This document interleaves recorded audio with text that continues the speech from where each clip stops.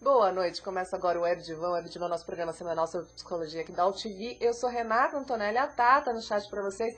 Um beijo muito especial pra quem já tá aqui assistindo o Web Divan. Ana Maria, querida, um beijo pra você. Tenho certeza que você vai adorar o programa de hoje, você vai gostar. Um beijo pra você, Lucas, Caio, Jade, Karen, David, um beijo pra você. Enfim, todo mundo que já está assistindo o Web Divan, quem não está aqui no chat também, mas que está aí ligado no site da UTV, um grande beijo para vocês.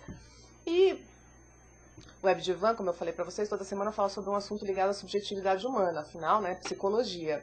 E hoje a gente vai falar de um assunto inédito no programa. Então você imagina, né, que a gente nunca falou sobre esse assunto no programa e não é por acaso. Hoje eu vou entrevistar o Arthur Mendes. Boa noite, Arthur. Boa noite. E a gente vai falar sobre psicohistória. Isso. Já vou contar até para os internautas por que a gente nunca falou sobre psicohistória, né? O nome já deve parecer bem estranho aos internautas. O que seria psicohistória? Bom, enfim, alguma coisa entre psicologia e história por aí, né? Exatamente. O que é a psicohistória? Bom, a psicohistória é uma corrente, né, da história, uma corrente historiográfica, ainda muito pequena, né, ainda no tempo, praticamente a gente não tem representantes no Brasil, mas nos Estados Unidos ela é muito forte, e na França também. E no Brasil ela ainda está engatinhando. Eu tive contato com a biografia do Freud feita pelo Peter Guy, e esse professor da Universidade de Yale, ele que conduz essa pesquisa em psicohistória, que nada mais é do que a tentativa de analisar os perfis, vamos dizer, psicológicos de agentes históricos. Então a gente colocar instrumentação psicanalítica e psicológica para que a história, né, possa ser enriquecida, né, a explicação histórica possa ser enriquecida e dando mais uma ferramenta e mais uma utilidade para as teorias, né, sobre a psique humana. Ou seja, essas teorias como possibilidades, né, de mais uma possibilidade de análise dos atos, né, históricos, né, das ações que formam a história. Né. Você que é um psicohistoriador, como é que surgiu o seu interesse por juntar essas duas coisas, né? É um pouco estranho, né? Sempre começa de um desconforto. Eu, durante a academia de história, quando estava fazendo a faculdade, eu sempre sentia que a história não se explicava, ela não tinha uma finalidade em si. Ela é um conglomerado de estudos, de documentos, né?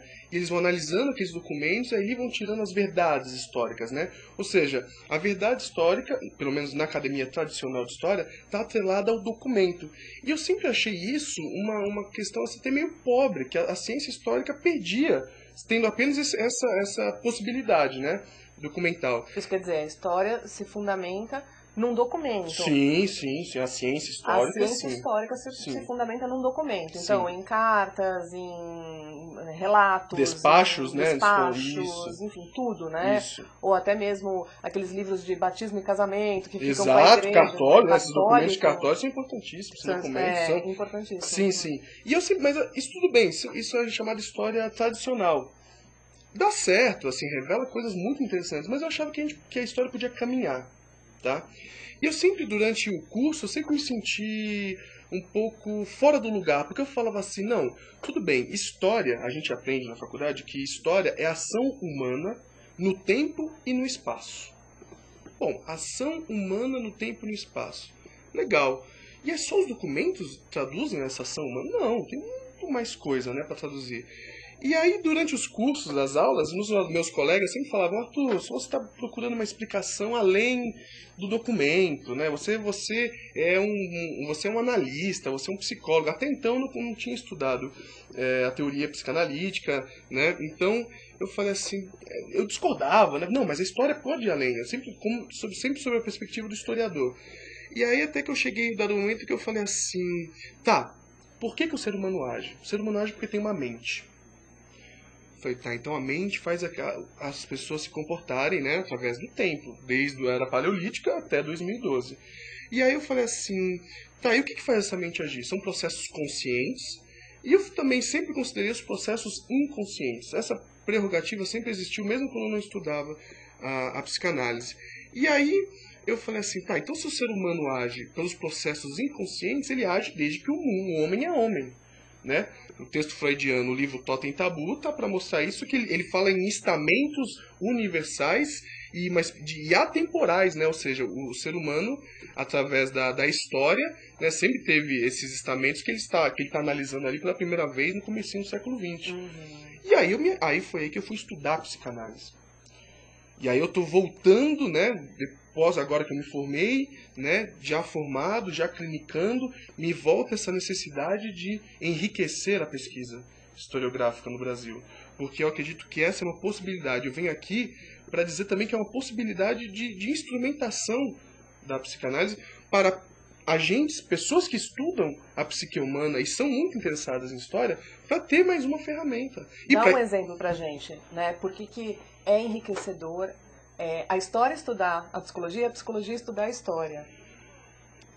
A psicohistória, ela foi inventada pelo Freud, mas sem esse objetivo. Ele quando estuda a vida do Leonardo da Vinci, em Uma Recordação de uma Infância, de 1910, ele faz um estudo de como que a infância do Leonardo da Vinci, a relação dele com a mãe dele, como que isso fez com que esses desejos sexuais, ele sublimou esses desejos, e ele, através de um processo narcísico de manter aqueles alunos, estudantes por volta dele, sem que tenha nenhum relato de realização sexual, mas ele sempre mantendo os garotos, Freud levanta pela primeira vez dois conceitos, sublimação e narcisismo.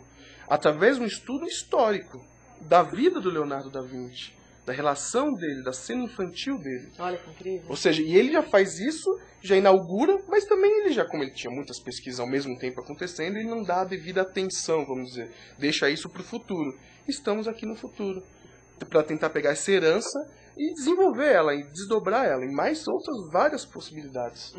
Esse é o objetivo. E aí, assim, como é que você me contaria a importância da gente saber isso? Assim, por exemplo, na história brasileira, a vida sexual de Dom Pedro I, que é algo que a televisão, os romances por aí, as minisséries, às vezes abordam isso muitas vezes, né? Teve aquela minissérie da Rede Globo que falou e tal.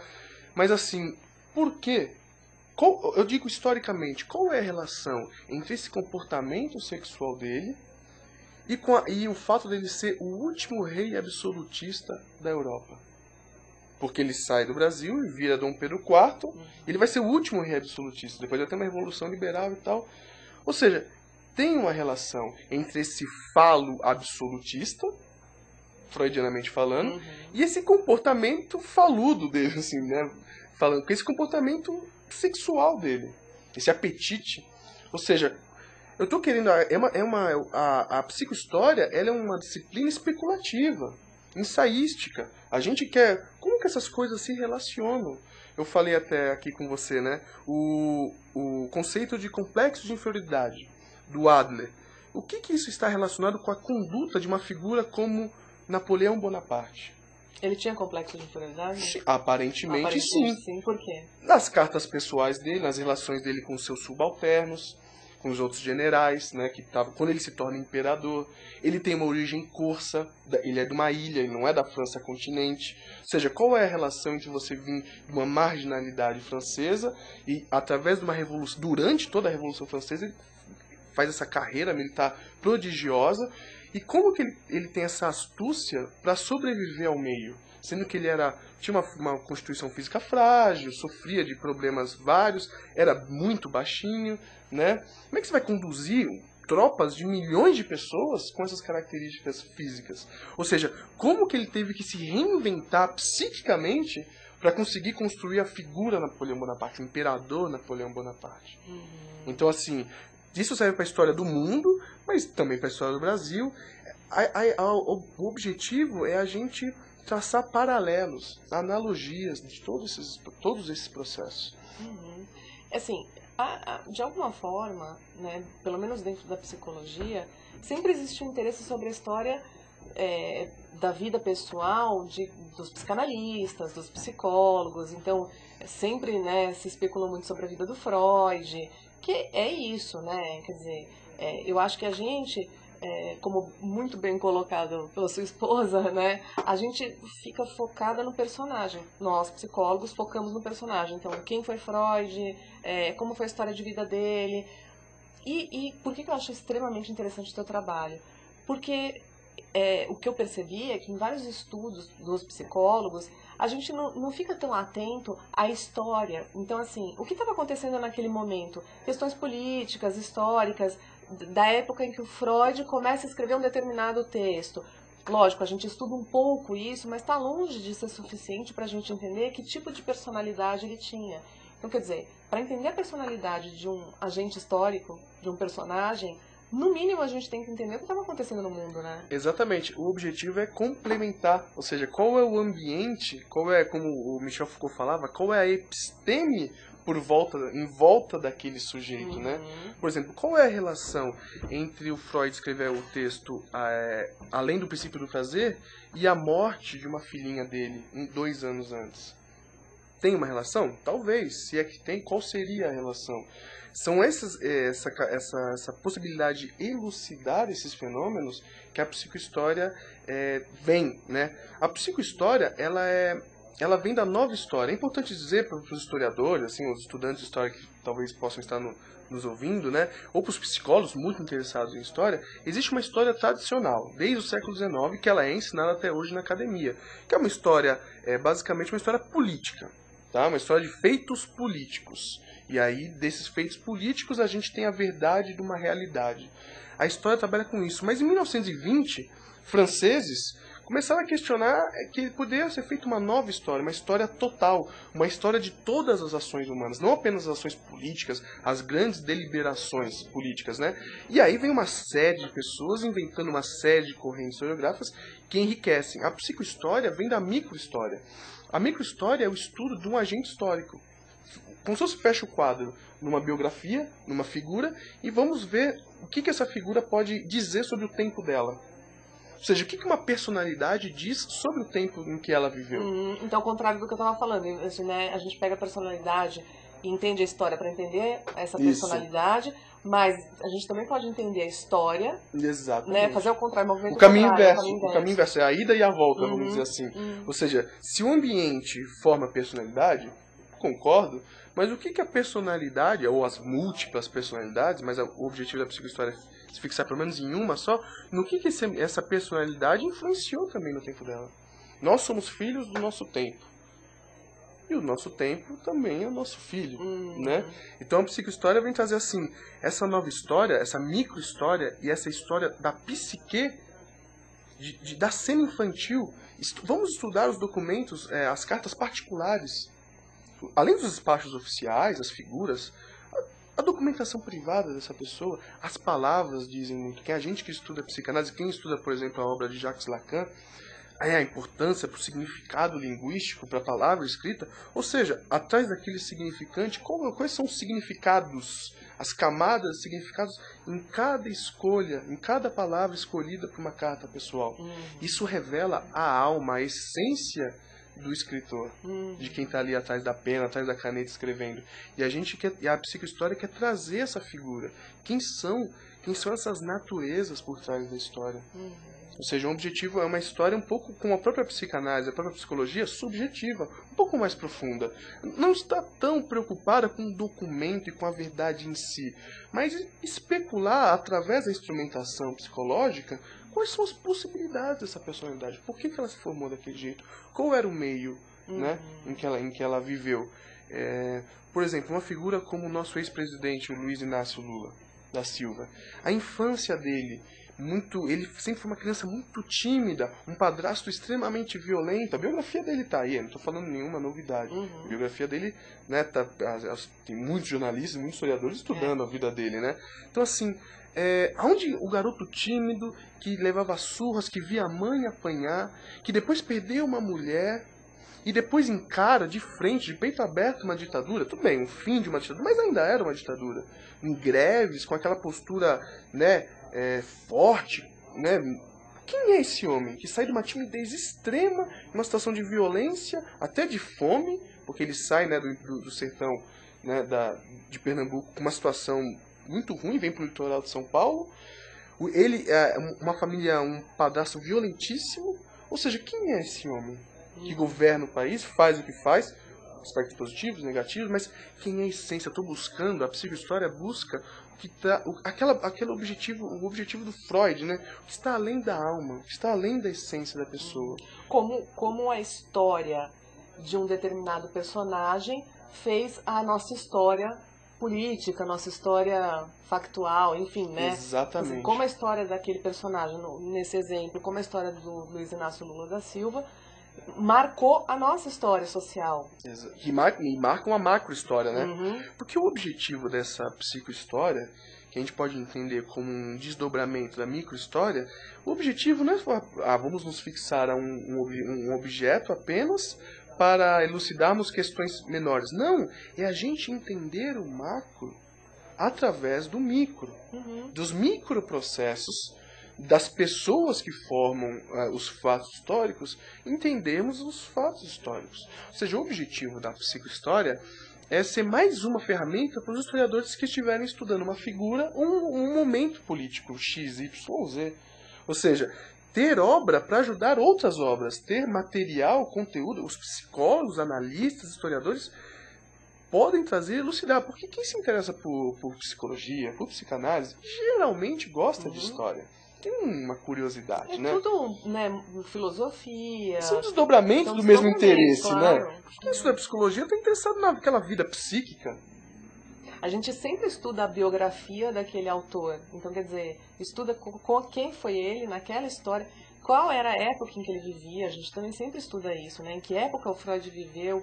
E para além disso, eu acho que a psicohistória traz uma coisa muito importante. Quer dizer, que, assim, como a história, que foi isso que eu falei, aquela micro-história marcou a macro-história. Exatamente. Que é uma coisa que a gente não vê em lugar nenhum, né? Por que não existe isso ainda no Brasil? É porque é novo, de fato. Sim. Aqui é novo, de fato. No Brasil, não existe, pelo menos até o meu presente conhecimento, e eu procurei, né, busquei informações sobre, até para poder me juntar e para poder produzir, né? Não existe grupo ou núcleo de pesquisas em psicohistória como o Peter Guy orienta. Vamos dizer que ele pode ser o norte, porque ele, em 1989, quando ele lança uma biografia do Freud, que hoje é aclamada, ele faz uma espécie de análise dessa Viena. Qual é essa Viena de Freud? Como era essa infância? Como era a casa do pequeno Freud?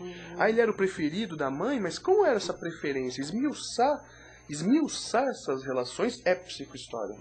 Ou seja, olha como um paralelo é muito interessante. O que o terapeuta, o psicoterapeuta, faz no setting é mais ou menos o que o historiador, o psicohistoriador, pode fazer através da documentação de um agente histórico. Esmiuçar essas relações, né?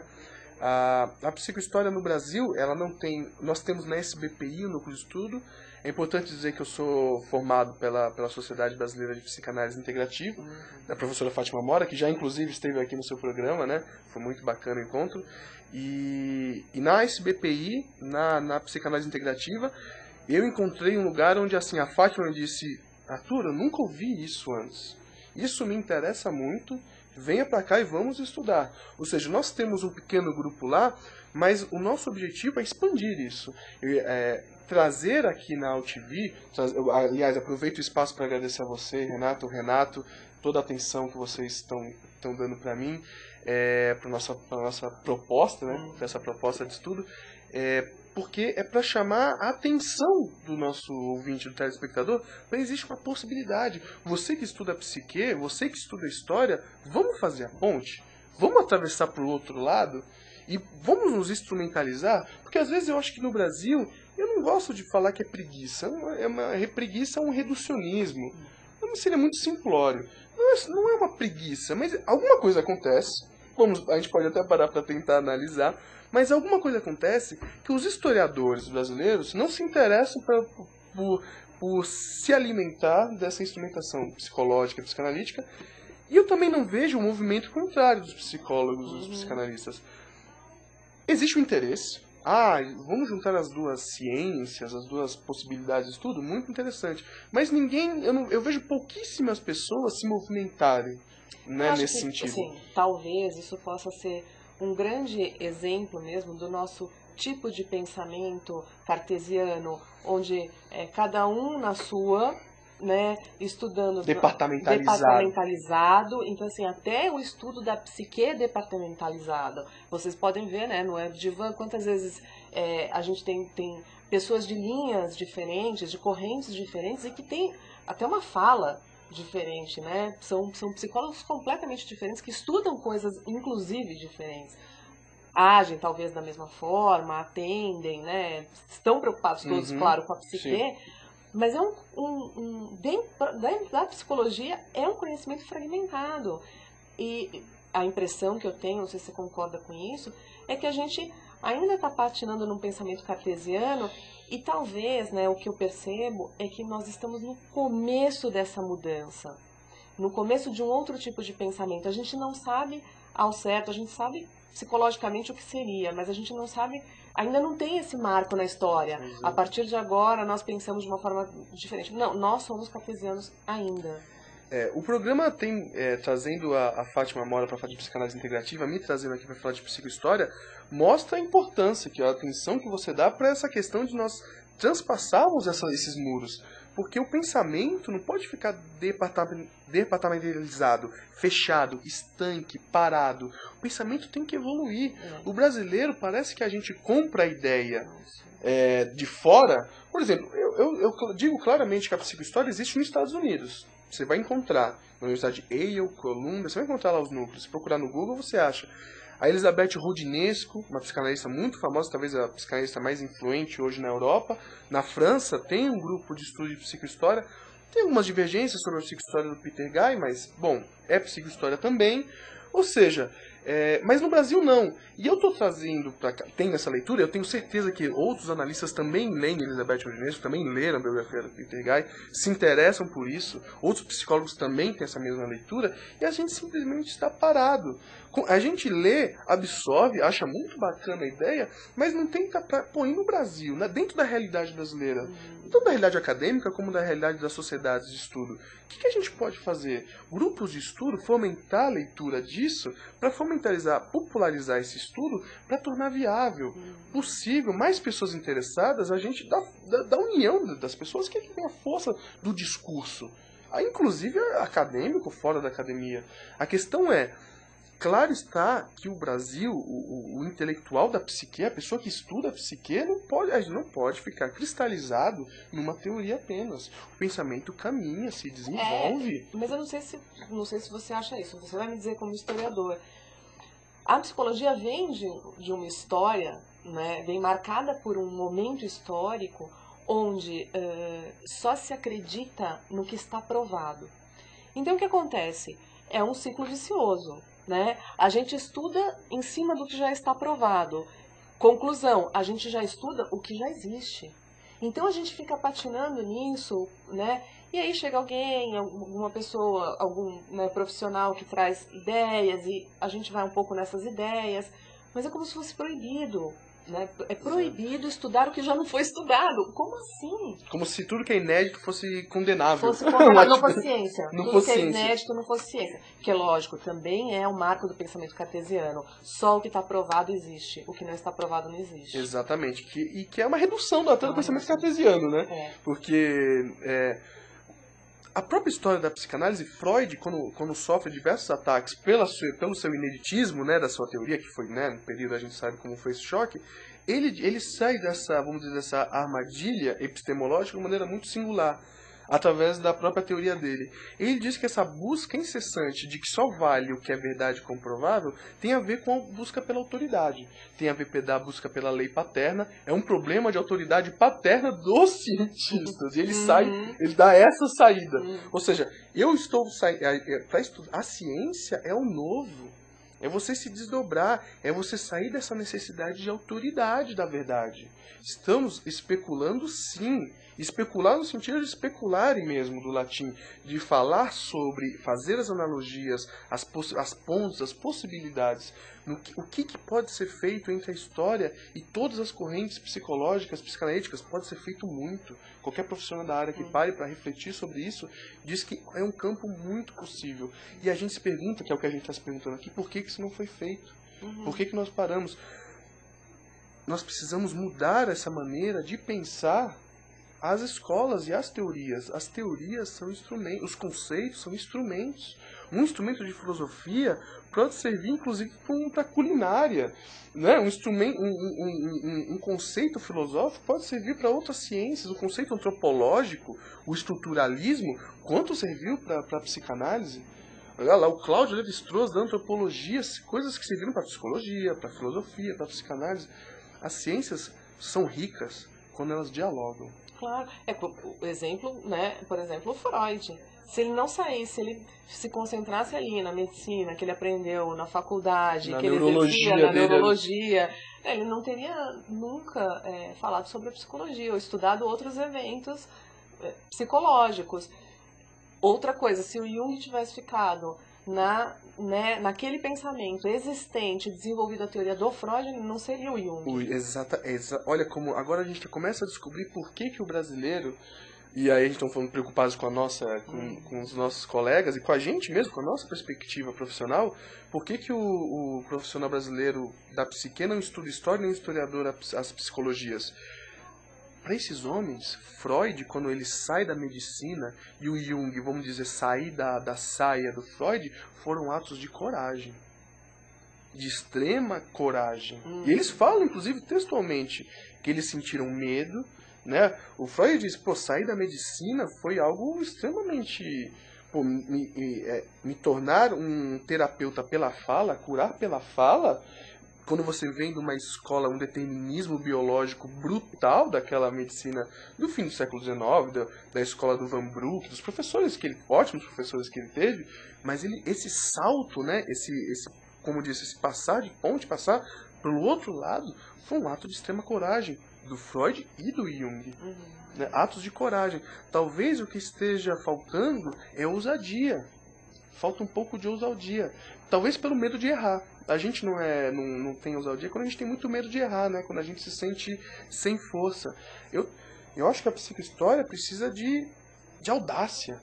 A gente precisa de historiadores e psicólogos e analistas que tenham essa audácia para estudar a outra instrumentalização, sem medo de errar. Mas ao mesmo tempo eu fiquei pensando aqui, né? Com essa sede... óbvio, dentro do capitalismo, essa sede de ganhar dinheiro, por que alguém vai ousar, se existe já um caminho pronto ali, né, onde a gente sabe que dá certo? Então, o que eu quero dizer com isso? Né? O Jung, ele teria passado teria sido um médico que viveria bem. Um brilhante psiquiatra. Comeria, viveria bem, né? Ele abriu mão disso por um determinado período de tempo, morou no hospital psiquiátrico para fazer história, para escrever sobre aquilo que ele estava vendo, para fazer testes, e teve uma vida bem sucedida financeiramente, porque ele tinha uma mulher muito rica. Olha aí a história, sim, sim. Né? Uma mulher que tinha muita herança, uma Exato. mulher muito rica. Por isso que ele tinha depois ele teve que criar uma grande casa, uma estrutura para cuidar dos filhos. Ele, enquanto pessoa ou profissional, ganhando seu dinheiro ali, não teria as condições que ele teve. Então, assim, a gente vê muito isso, né? E no Brasil, principalmente, quem se dedica à academia, quem se dedica à ciência, são ou morrem pobres ou loucos. Que, assim, o loucos dá para entender perfeitamente. Ah, sim, que diante da dificuldade, né? Diante dos desejos e as dificuldades, exatamente. Enlouquece mesmo. Mas eu entendo que tem um pouco a ver com isso, sabe? Esse medo de ousar também está dentro do medo de não pertencer a essa sociedade, não pertencer ao seu núcleo social, enfim, não pertencer. Olha que interessante, a gente fala de psicohistória e você está fazendo quase uma análise marxista, né? da sociologia marxista, por que das escolhas existenciais do Jung, e também a gente pode dizer do próprio Freud. Por que aquela infância? Porque o pai do Freud era um comerciante mal sucedido. Sempre fica muito claro em todas as biografias do Ernest Jones e do Peter Guy. Ele era um comerciante mal sucedido, por isso que se muda várias vezes até ficar em Viena lá, parar em Viena.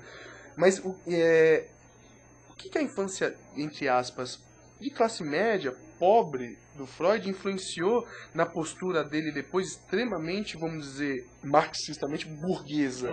Essa postura que ele tem extremamente burguesa pós a invenção da psicanálise. Ele era o novo rico, né? Ele era uma espécie de novo rico. Uma espécie de novo claro rico. que a gente não pode cometer o crime de anacronismo, mas sim. Não, lógico.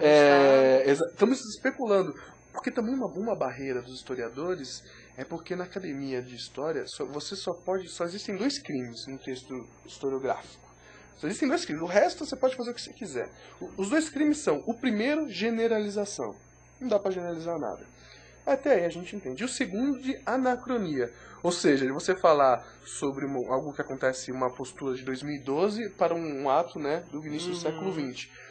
Mas a psicohistória, a psicanálise, o Freud, quando ele tem esse corpo teórico, e o próprio Jung, quando cria o seu corpo teórico, são metapsicologias, são estamentos, estruturas de análise atemporais. Isso fica claro no texto deles. Dos 2 autores, cada um expõe isso à sua maneira. Quando vem a segunda tópica freudiana, que ele fala do id, do ego e superego, ele fala assim: eu estou criando ferramentas discursivas para a terapia, mas isso que eu estou dizendo, dando esses nomes, são estruturas que existem no homem, vem atavicamente, né, desde que o homem é homem. Desde que ele caminha sobre a Terra. Por isso que quando a gente utiliza a ferramenta psicanalítica para estudar a história, nós não estamos incorrendo no dito crime de anacronia, né? Não. Essas ferramentas, eles se utilizam por isso que o Freud e o Jung, principalmente Freud, muito eles têm em comum isso, a antropologia. O interesse pela antropologia. O interesse pela antropologia não é à toa. Por que eu não interesse pela filosofia? Porque as ideias vão se montando, né? Elas vão mudando, se desdobrando com o tempo. Não, mas a antropologia estuda o que tem de mais essencial no homem. O que são as nossas pulsões, nossos desejos mais primitivos, o nosso comportamento mais primitivo. Quais são as nossas estruturas mais básicas que levam ao nosso comportamento, à nossa formação de cultura, né? Isso que ele está interessado. Mas por que ele se interessa por antropologia? Para ratificar, para confirmar que esses aparelhos psíquicos que eles estão criando são, na verdade, aparelhos estruturais antropológicos. Aí eles se utilizam e usam e abusam da antropologia e de conceitos antropológicos para confirmarem as teses psíquicas, as teorias, né, das psiques deles. E isso é muito interessante. Esse diálogo entre as ciências está na gênese dessas teorias psicológicas. E daí vem a riqueza dessas teorias psicológicas. Como é que chamaria a anacronia ao contrário? Então, vou te dar um exemplo, né? O Jung, perto do final da vida, uns 10 anos antes dele morrer, ele começou a trabalhar no conceito de sincronicidade. Depois ele parou e claramente ele fala: esse conceito não está pronto porque a história ou o meio em que eu vivo não me permite que eu vá em frente com esse conceito. O que quer dizer isso? Não existia uma física apropriada para o conceito de sincronicidade, nem uma filosofia naquele momento histórico, porque era assim, o auge do pensamento cartesiano, como a gente estava dizendo aqui. Então, assim, é impossível, através do pensamento cartesiano, a gente falar sobre sincronicidade. Ela não é impossível. Então ele falou: eu não posso explicar esse conceito nesse momento histórico, mas esse conceito vai ser estudado mais à frente. Quer dizer, ele já pensava como que a gente ia desenvolver o nosso pensamento e por que aí cabia essa teoria. Impressionante, incrível isso, né? Seria uma anacronia ao contrário, porque assim, ele estava imaginando com a cabeça da época dele como seria, sei lá, em 2020. E por que como que a gente poderia estudar e como que seria a física e por que permitiria que a gente estudasse sincronicidade. Ele trabalhava junto com um físico e com um filósofo. Sim. Né? Imagina, isso é uma marca incrível na história.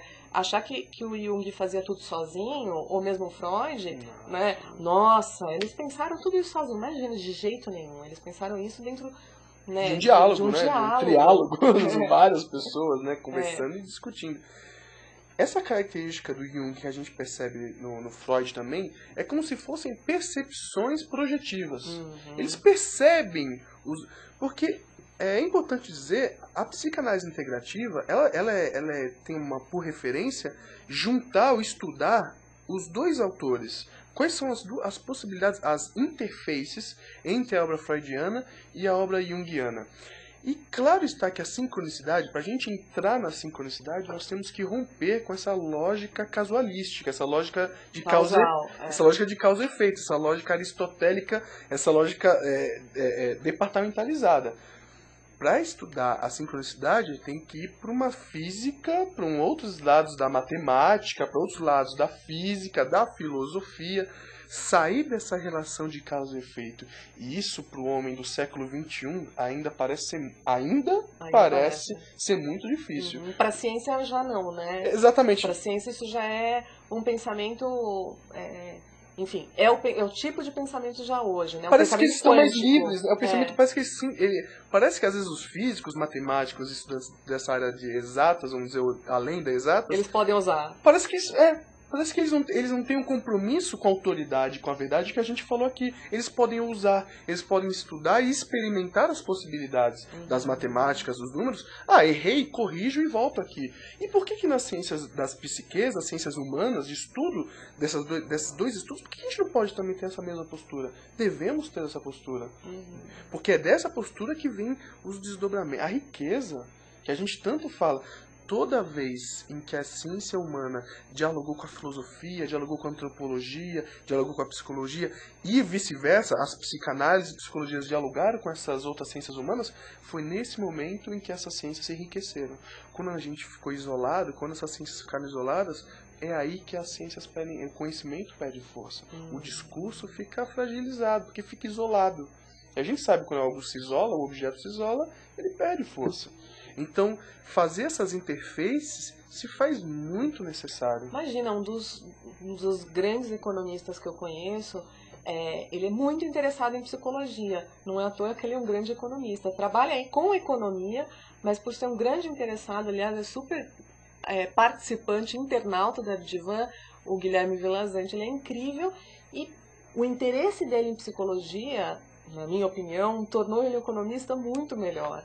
Ele escreve textos sobre a economia e a história, né, a economia na nossa história, com o pensamento da psicologia. É uma coisa impressionante. Que enriquece o texto. Que enriquece demais o texto dele. O texto, o pensamento e a postura profissional, inclusive. Porque a sua chegada profissional diante da teoria, das teorias e dos campos de estudo é outro. Você está aberto ao diálogo. Porque você não se fecha a uma ou duas ou três correntes. Você se instrumentaliza nas correntes para poder estudar da melhor maneira possível. E essa postura é como se fosse uma espécie de segredo do sucesso. É o segredo do desenvolvimento do pensamento. De qualquer área. Você misturar isso. E aí vem o negócio, a questão do patinar, né? Quer dizer, enquanto a grande maioria, e eu estou generalizando mesmo, a grande maioria das pessoas sentem medo em ousar, os que ousam são os que marcam a história, os que mudam a história. De verdade. Eu queria dar um exemplo para provar como que a história isolada não explica os fenômenos. O nazismo. Todo fenômeno nazismo, que dura até hoje, né? Mas vamos dizer, naquele período, desde a criação, assumiu o poder na década de 30 e a Segunda Guerra, todos os seus desdobramentos. O Tribunal de Nuremberg. A história sozinha não explica por que o nacional-socialismo tomou a proporção que tomou. Uma análise do nazismo, sendo interessante, está sempre apoiada ou na antropologia, ou na sociologia, ou na psicologia, ou na psicanálise. Quais são os traumas, os acordos de Primeira Guerra que levaram a população alemã a aceitar toda aquela fala hitlerista? Conta para os internautas. Diante toda uma população orgulhosa de sua cultura, sim, porque a Alemanha na Primeira Guerra Mundial era Viena e anexada a Viena, né? Era o centro cultural da Europa, junto com a França, né? As duas duelavam pelo centro cultural. E ela é humilhada pelos tratados de Versalhes, indenização de guerra, perda de territórios, uma série de redução do corpo do exército, né, das forças armadas, uma série de eles consideram humilhações. Aí eu penso assim, o que um corpo coletivo que se sente o sentimento de humilhação, porque vamos lembrar o que é uma humilhação, nosso cabedal de sentimentos, o que um povo humilhado diante da fala do Hitler, daquela fala, como que ele se sente? É como se o Hitler emprestasse força na fala. Aquelas palavras estão imbuídas de força, que faz com que o povo se erga, mas por se erguer não, em busca de vingança. Olha que interessante. E a pessoa fala, mas você está me falando uma verdade histórica? Não, uma possibilidade histórica. Uma análise histórica. Uma análise histórica, né? Isso pode ajudar a entender o fenômeno. E dessas várias explicações, dessas várias possibilidades, desses arranjos, é que vem a riqueza da psicohistória. Ou seja, a própria psicanalista Elizabeth Rodinесco, ela tem um livro chamado A Parte Obscura de Nós Mesmos, em que ela trata da história, da historicidade da perversão. Como? Ela pega 3 exemplos. Primeiro, o Gilles de Rais, o Barba Vermelha, que durante a Idade Média foi acusado era um herói de guerra francês, da Guerra dos 100 Anos, e foi acusado de comer, de canibalismo, de comer as criancinhas. As crianças em volta do castelo dele sumiam. E aí ela faz uma análise da perversão dele através da infância. Ele era um nobre, teve a infância alguma coisa documentada e por isso ela consegue fazer. Depois ela parte para estudando a historicidade da perversão, ela parte para o Marquês de Sade, figura conhecida. Falar de perversão, falar de Marquês de Sade. Então ela vai estudar como que era a infância, qual foi a influência do avô, que já era um libertino. O avô do Marquês de Sade era um libertino, o pai, qual é o ambiente que faz com que o Marquês de Sade se desenvolva daquele jeito, aquele comportamento todo. E por último ela vai analisar o nazismo através dos documentos do Tribunal de Nuremberg. Aliás, passou um documentário na TV Cultura chamado Tribunal de Nuremberg, interessantíssimo, porque você percebe os prisioneiros, os condenados, os réus, eles na fala deles, eles não denotam culpa. Você não percebe, eles não abaixam a cabeça, não abaixam o olhar, eles falam até com orgulho. E a única parte em que alguns deles mostram tristeza é por não ter conseguido atingir o objetivo que foi dado, a meta. Atingir a meta. É um traço psicopático Perfeito, social, né? Perfeito. Ou seja, como que essas perversões, que são sempre perversões, sempre o negativo de neuroses, como que essas coisas e essas psicopatias generalizadas, como isso pode ser generalizado através de todo um corpo estatal de funcionários? Psicopatia social, né? Exatamente. Por quê? O que estava acontecendo naquele momento histórico, Exatamente. onde, né, a psicopatia contaminava a sociedade. Como que isso aconteceu? Como que isso aconteceu? Foi através da palavra. Uhum. A palavra. Aí, e hoje a gente tem muito mais condições de entender isso. Até porque, né, com todas as imagens neuropsíquicas, então, da neurociência, a gente é capaz de entender como a palavra muda a química cerebral, muda a nossa constituição cerebral. Então, quer dizer, por que a palavra, né, como a palavra do Hitler, por exemplo, era capaz de mudar uma estrutura química, psíquica do ser humano? Alterando um comportamento, que leva porque, um comportamento. obviamente, alguma coisa foi alterada ali. Exatamente. Obviamente. Como que um país extremamente civilizado e culto, como a população alemã, o povo alemão, que também não pode ser generalizado, tinha camponeses, pessoas sem cultura, é claro. Um povo culto, mas como que um povo culto, extremamente civilizado, como a gente sabe que é, ainda mais povo da ópera, da alta literatura, da alta filosofia, e orgulhosos, e merecidamente orgulhosos desses autores, como é que eles, vamos dizer, caem nessa cilada, nessa armadilha? Ou seja, agora você está me falando de como que a neurociência, a neuropsiquiatria, tudo isso atrelado à história, pode elucidar a própria história. E se você perceber, em tudo isso que a gente está falando, a história tem um papel no seguinte sentido, que se ela não se desdobrar, que se ela não se atentar a todas essas possibilidades, ela vai ficar reduzida, vai ficar para trás. Porque você vai começar a ter psicólogos, neurocientistas explicando processos, às vezes microprocessos históricos, melhor do que historiadores, ou com mais perspicácia e mais assertividade do que historiadores, que se não alterarem o paradigma, vão ficar sempre presos a documentos, a informações primárias, que tem sua importância, não estou dizendo isso, mas que a gente tem que olhar a história como algo um pouco mais rico. A história, a ação humana no tempo e no espaço. Porque mais, né? Você está me falando, eu estou lembrando do livro do Foucault, a história da loucura. Exato. Quer dizer, ele estudou a loucura, ele estudou a história da loucura, ele estudou o que é ser louco, o que é loucura. Não, por que a gente entende loucura como a gente entende, ou como na época dele se entendia loucura, marcada numa história. Então, como é que veio isso? Da Idade Média. Da Idade Média. No período da história antiga, Da como história os loucos antiga. eram tratados na história antiga. Ele falou da loucura, uma loucura projetiva, nossa loucura, Exato. através de fatos históricos, como colocar os loucos dentro das barcas e, né, afastar os loucos da sociedade. Exato. Dali ele transpõe para uma característica psicológica que todos nós temos, que é afastar o que a gente não quer ver em nós mesmos. Exatamente.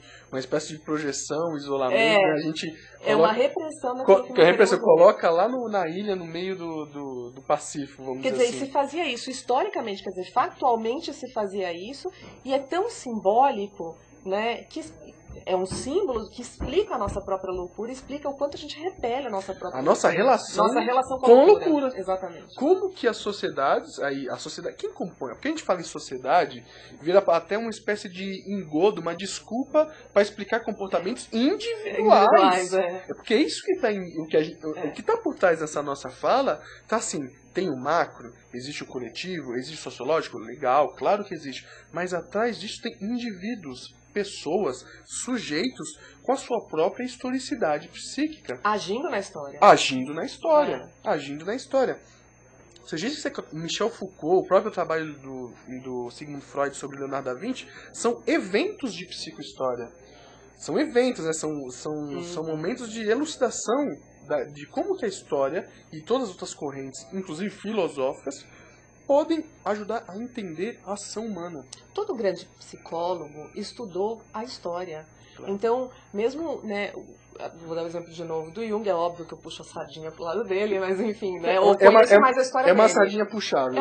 Vamos dizer assim. Na verdade, é só porque eu conheço mais a história dele, viu, gente? Só por isso. Ele, imagina, ele estudou mitologia. Como que a sociedade entendia a mitologia, como que isso foi mudando. Ele descobriu os arquétipos, ou falou sobre os arquétipos, por causa da história, porque ele viu que imagens históricas, né, imagens que apareciam várias vezes ao longo da história, repetições na história daquela mesma imagem. Exatamente. E aí ele falou sobre o arquétipo, quer dizer, se ele não tivesse estudado a história, ele não teria nunca falado sobre isso. Exatamente. O Jung tem quando ele, por exemplo, quando ele estuda alquimia, as pessoas acham, não, mas ele estava estudando alquimia com objetivos alquímicos? Não necessariamente. Com muitos outros objetivos, querendo entender como os alquimistas pensavam. Quais são aonde a subjetividade alquímica, o pensamento por trás da alquimia, pode ajudar terapeuticamente e filosoficamente, porque a obra do Jung ela tem uma dimensão vasta. Ela não é apenas uma dimensão psicoterapêutica, é uma dimensão filosófica, eu diria. Que é isso que eu te falei, porque ele estudava, ele colocava o que ele pensava, ele já colocava a questão para um grande amigo dele físico e para um amigo filósofo. E eles discutiam em 3 a questão. Ou em 2, né? Depois discutia com o filósofo, mas ele sempre estava apoiado em outras áreas da ciência, porque ele achava que a psicologia, ou aquela psicologia que estava sendo descoberta, não ia dar conta daquele fenômeno. Que é a mesma coisa que a gente está falando. Né? Só a psicologia ou só a história não dá conta de um fenômeno. Exato. Imagina se a gente pode usar a medicina com as imagens neurológicas, neurocientíficas. A fisiologia cerebral está quase toda decodificada. A gente está caminhando para isso. Acho que a gente está engatinhando ainda para isso, né? Assim, vamos dizer que as descobertas estão aparecendo. A gente não está conseguindo, fazer as interlocuções, né? As possibilidades de entrelaçar, porque é como se fosse esse boom da internet, da informação, né, de modo geral, também se exprime num boom teórico, vamos dizer. Porque todos os corpos teóricos estão aí à disposição de quem tiver uma conexão com a internet. Então fica aquela quantidade absurda de novidades, de informações, de agora o bóson de Higgs foi descoberto. Bom, qual a implicação disso sobre a nossa teoria da vida, sobre como o universo foi criado? Tudo isso acontecendo ao mesmo tempo, você fazendo um curso de psicologia ou de história, a gente fica um pouco perdido e às vezes o ser humano, diante de várias possibilidades, parece que ele fica parado na estrada, né? Tem várias bifurcações e ele fica parado sem saber o que fazer. E é justamente isso que a gente está falando, de ter a audácia de escolher um caminho e passar para outro. E vamos aprender aquele caminho, passe para o outro e vamos fazer essas interlocuções, essas conjecturas, essas analogias, porque apenas desses cruzamentos teóricos vem a riqueza em novas possibilidades, novas teorias, inclusive, que vai levar a novas práticas, a novos momentos de saúde, de conscientização do que é o ser humano, né? E aí tá extremamente misturado, história, filosofia, psicologia, psicanálise, antropologia, tudo isso misturado, porque a separação, ela só é interessante de modo didático, pra gente aprender, por uma necessidade didática. Mas quem é interessado no ser humano, que é o interesse do terapeuta, dos vários tipos de terapia, e do historiador, e desse antropólogo, e desse sociólogo, a gente está interessado no ser humano. E a gente não pode departamentalizar a vida do ser humano. É que a gente está num movimento, lógico, foi o que eu falei, a gente está engateando num movimento de juntar essas coisas, né?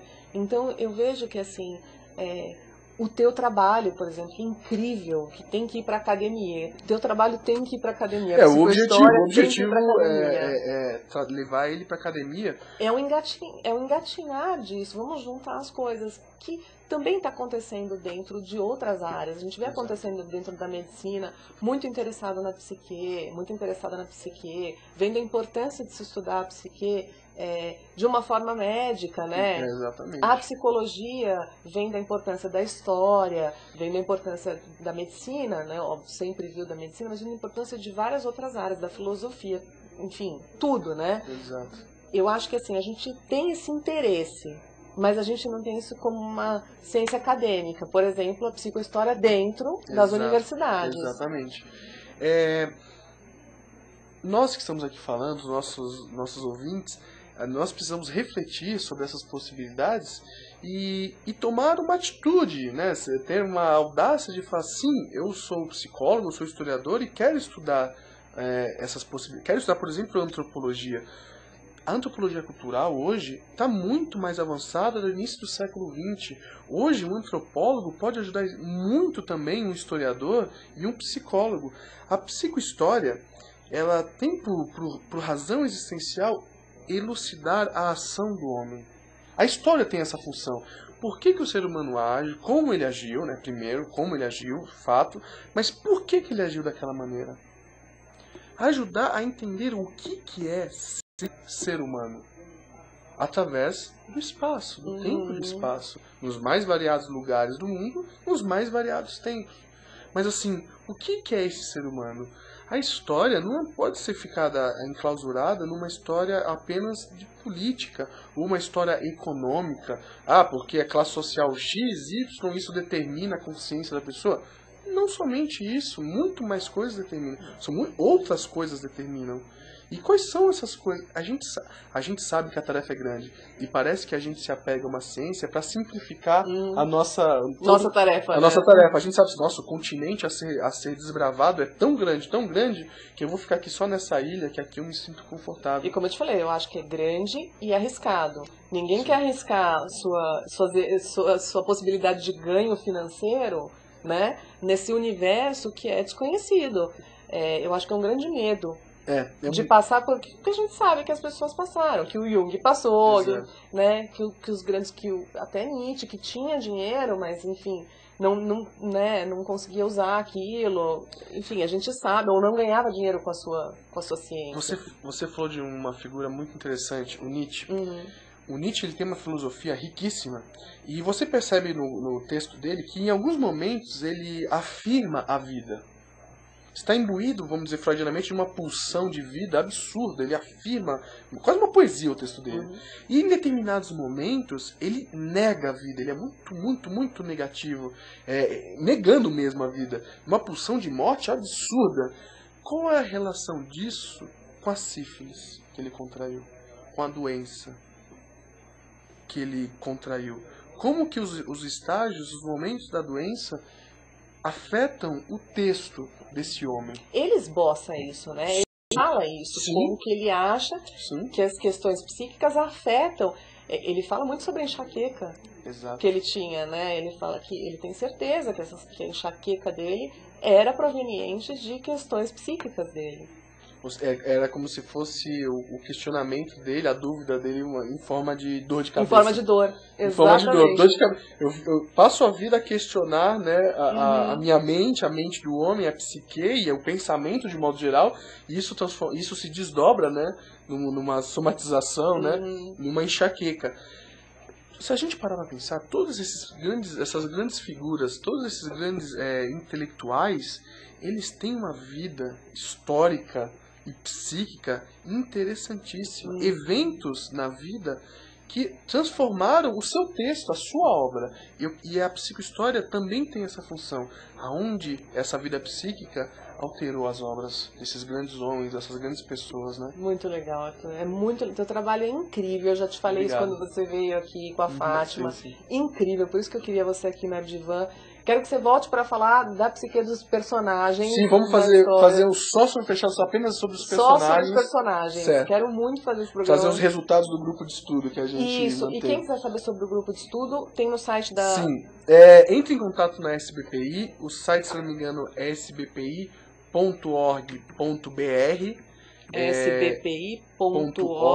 sbpi.org.br. Se eu não me engano, esse é o site.